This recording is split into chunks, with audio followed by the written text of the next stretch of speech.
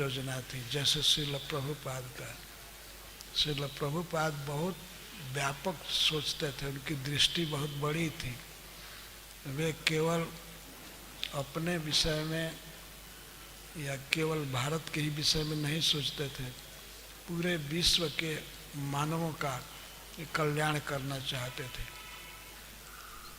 ये है simple living and high thinking. Prabhupada ji का ये हाई थिंकिंग था, ये विचार था। किसी बात को वे सबके लिए सोचते थे, कैसे विश्व का कल्याण होगा। इसी हाई थिंकिंग के कारण श्रील प्रभुपाद ने international society for Krishna consciousness ISKCON की स्थापना किया।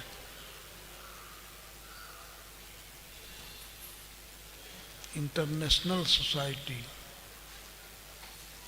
वास्तविक सच्ची सोसाइटी यही है जो जीवों के, मनुष्यों के कृष्ण भावना को जगाने के लिए है। वो कृष्ण भावना हम में है, सब में है। नित्य सिद्ध कृष्ण प्रेम साध्य कभू न। इसको बाहर से नहीं लाना है। हमारे हृदय में भगवान के प्रति भक्ति है, लेकिन डॉर्मेंट है, सो गई है। उसी को जगाना है। ये जगाने का जो उपक्रम है, यही परोपकार है। भगवान चैतन्य महाप्रभु ने कहा कि जन्म सार्थक कर करी परोपकार, तो परोपकार अवश्य करना है। भक्ति करनी है, इसके साथ प्रचार करना है। जितना हो सके, 2 व्यक्ति, 4 व्यक्ति, 10 व्यक्ति, जितना हम प्रचार कर सके करना चाहिए।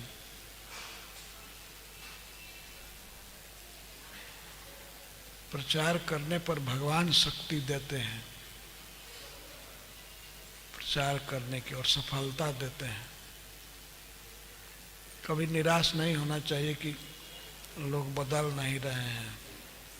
भगवान की शक्ति से बदल सकता है। एक बार की कथा है, जब भगवान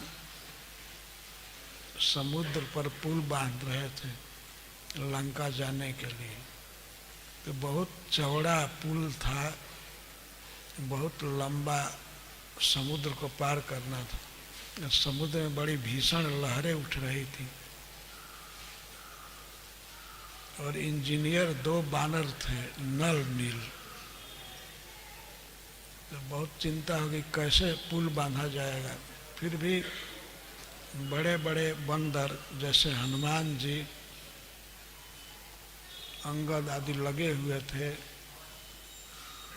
ये बड़े बड़े चट्टान ला रहे थे, बड़े बड़े पहाड़ की चट्टान ला करके नल नील को देते थे पुल बांधने के लिए।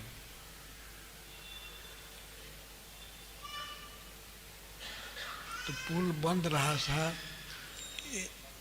एक पर रा लिखा जाता था, एक पत्थर पर, एक पर माँ राम।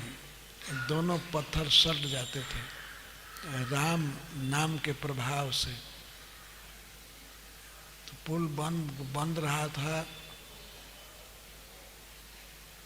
तो उस समय एक गिलहरी वहाँ आ गई रास्ते में। वो भी कुछ काम कर रही थी।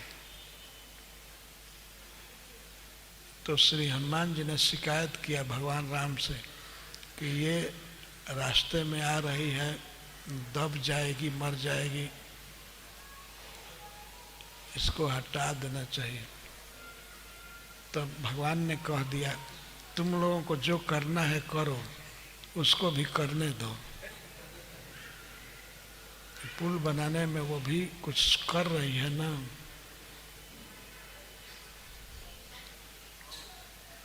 वो 2 काम कर रही है। शरीर को पहले पानी में भेन लेती थी, शरीर को, समुद्र को इस तरह से सुखाना चाहती थी। पानी कितना सटेगा देह में, गिलहरी के देह में, और उसको ला करके पानी को बाहर झाड़ती थी।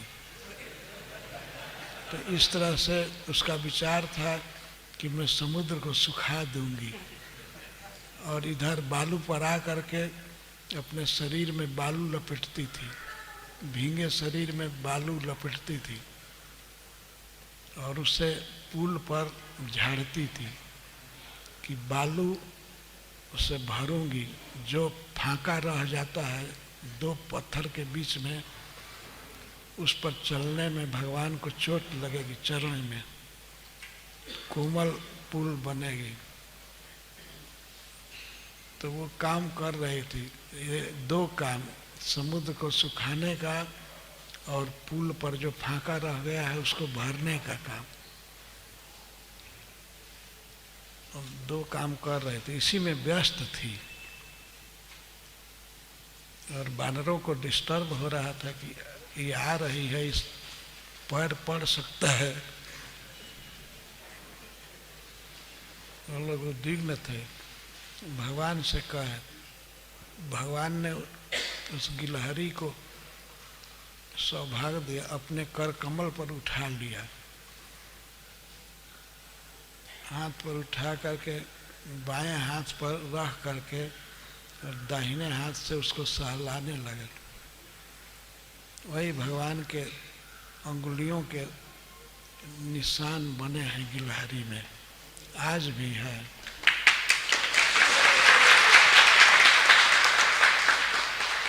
भगवान ने बानरों के सामने एक भाषण किया, ये केवल पुल बनाने में एक काम नहीं कर रही, दो काम कर रही है, समुद्र को सुखाने का काम कर रही है और पत्थरों के बीच में जो गैप है उसको भर रही है।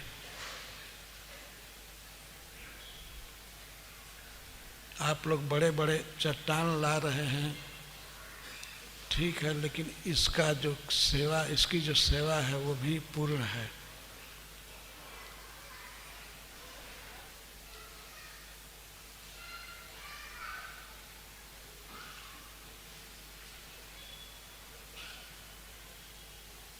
तो कोई भी सेवा बहुत महत्वपूर्ण है, कम देखने में लगे लेकिन यदि नियत सच्ची है तो भगवान उसको अप्रिशिएट करते हैं, सराहना करते हैं।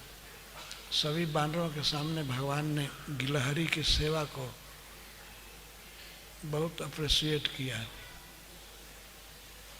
और हनुमान जी को मना किया कि आप अपना काम कीजिए, इससे डिस्टर्ब मत होइए।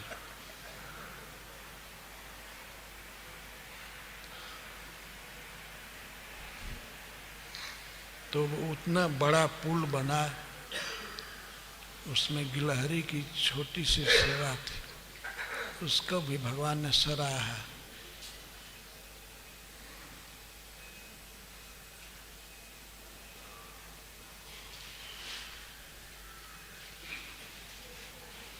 अतः किसी सेवा को छोटा नहीं समझना चाहिए।